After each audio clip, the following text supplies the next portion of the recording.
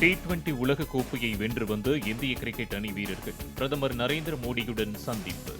டெல்லி லோக் கல்யாண் மார்க்கில் உள்ள பிரதமரின் அதிகாரப்பூர்வ இல்லத்தில் சந்தித்து வாழ்த்து பெற்றனர். T20 உலக கோப்பையை வென்று தாயகம் திரும்பிய இந்திய கிரிக்கெட் அணிக்கு தலைநகரில் உற்சாக வரவேற்பு.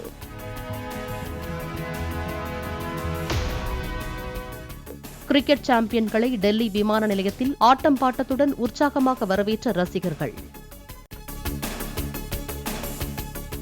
T20 உலக கோப்பையை வென்று தாயகம் திரும்பிய இந்திய கிரிக்கெட் அணி வீரர்கள் கேக் வெட்டி கொண்டாட்டம்.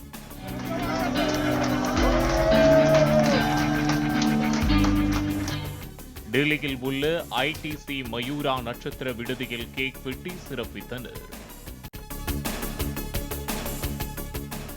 இந்திய கிரிக்கெட் அணி வீரர்களுக்கு மும்பையில் இன்று மாலை பிரம்மாண்ட பாராட்டு விழா. மும்பை விமான நிலையத்தில் இருந்து மெரைன் டிரைவ் வழியாக விழா நடைபெறும் வான்கடே மைதானம் வரை திறந்த வாகனத்தில் அழைத்துச் செல்லப்படுகின்றனர். டெல்லியில் உள்ள எதிர்க்கட்சித் தலைவர் ராகுல் காந்தியின் வீட்டின் அருகே பாதுகாப்பு அதிகரிப்பு. மக்களவையில் கூறிய கருத்தால் சில அமைப்புகள் போராட்டம் நடத்தக்கூடும் என உளவுத்துறையினர் தகவலை அடுத்து நடவடிக்கை. சேலத்தில் தெருவிளக்குகளை துண்டித்தும் சிசிடிவி கேமராக்களை உடைத்த கொலையாளிகள் அதிமுக நிர்வாகியை படுகொலை செய்துள்ளனர். திட்டமிட்டு கொடூரமான முறையில் படுகொலை நிகழ்த்தப்பட்டிருப்பதாக அதிமுக பொதுச் செயலாளர் எடப்பாடி கே பழனிசாமி கடும் கண்டனம். தமிழகத்தில் சட்டம் ஒழுங்கு சீர்கேடு அடைந்திருப்பதோடு தினசரி கொலை கொள்ளை நடைபெறுவது வாடிக்கையாக மாறியுள்ளது. பலமுறை வலியுறுத்தியும் திமுக அரசு சட்டம் ஒழுங்கை பாதுகாக்க எந்த நடவடிக்கையும் மேற்கொண்டதாக தெரியவில்லை என EPS குற்றச்சாட்டு.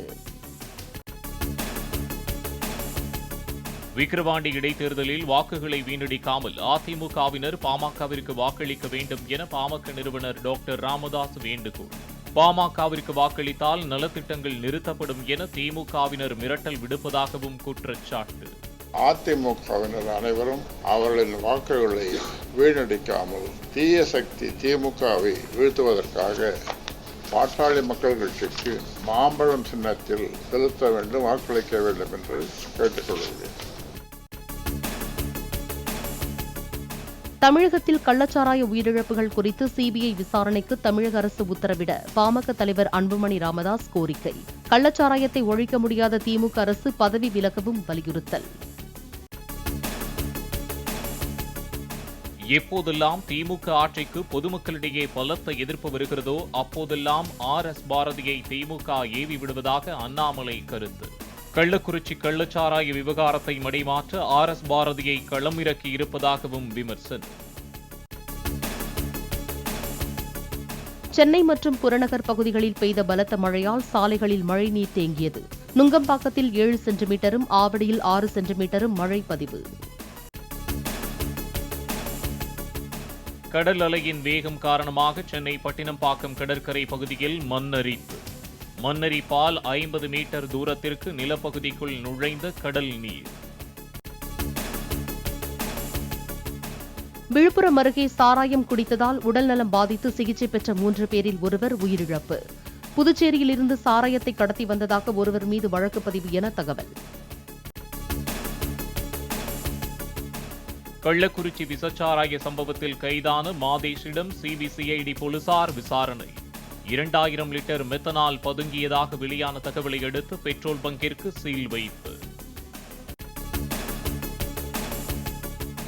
சென்னையில் ஆபரண தங்கத்தின் விலை சவரனுக்கு 520 ரூபாய் உயர்ந்து 54,080 ரூபாய்க்கு விற்பனை. வெள்ளி விலை கிலோவுக்கு 1,500 ரூபாய் உயர்ந்து 97,500 ரூபாய்க்கு விற்பனை. சத்தீஸ்கர் மாநிலம் பிஜப்பூரில் ஆற்றை கடக்க தற்காலிக ரோப் கார் வசதியை ஏற்படுத்தி கொடுத்துள்ள பாதுகாப்பு படையினர். ஆற்றின் மீது உயர்மட்ட மேம்பாலம் கட்டப்பட்டு வரும் நிலையில் மக்கள் ஆற்றை கடந்து செல்வதற்கு வசதியாக ரோப் கார் வசதி. கோயம்புத்தூரில் மெட்ரோ ரயில் திட்டம் செயல்படுத்தப்படவுள்ள வழித்தடங்களில் ஆசிய கட்டமைப்பு முதலீடு வங்கி அதிகாரிகள் ஆய்வு. நேற்று மதுரையில் ஆய்வு செய்யப்பட்ட நிலையில் இன்று கோயம்புத்தூரில் ஆய்வு மேற்கொண்டனர். வீரமரணம் அடைந்த அக்னிவீர் குடும்பத்திற்கு 1 கோடி ரூபாய் இழப்பீடு வழங்கியதாக நாடாளுமன்றத்தில் ராஜ்நாத் சிங் பொய் கூறியதாக ராகுல் விமர்சனம். மரணமடைந்த வீரரின் குடும்பத்தினர் பேசியதாக கூறி வீடியோவை வெளியிட்டு சிவபெருமான் படத்தின் முன் அமர்ந்து பதிவு. அக்னிவீர் குடும்பத்தினருக்கு இழப்பீடு தரவில்லை என்ற ராகுல் குற்றச்சாட்டுக்கு ராணுவம் பதில். வீரமரணம் அடைந்த அக்னிவீரர் அஜய்குமாரின் குடும்பத்திற்கு 98,39,000 ரூபாய் வழங்கப்பட்டதாக விளக்கம். பாஜக மூத்த தலைவர் அத்வானி டெல்லி அப்பல்லோ மருத்துவமனையில் அனுமதி. உடல்நிலை சீராக இருப்பதாகவும் மருத்துவர்கள் தீவிரமாக கண்காணித்து வருவதாகவும் தகவல். சீன வெளியுறவுத்துறை அமைச்சருடன் மத்திய அமைச்சர் ஜெய்சங்கர் சந்திப்பு. இருதரப்பு உறவுகள் குறித்து முக்கிய ஆலோசனை. கஜகஸ்தானில் நடைபெறும் ஷாங்காய் ஒத்துழைப்பு மாநாட்டின் இடையே இருவரும் சந்தித்து பேசினர். உள்நாட்டு சமூக வலைதளமான கூ தனது செயல்பாட்டை நிறுத்திக் கொள்வதாக அறிவிப்பு. கடந்த 2 ஆண்டுகளாக தொடர்ந்து முயற்சித்தும் திட்டமிட்ட முதலீட்டை திரட்ட முடியாததால் உரிமையாளர்கள் முடிவு.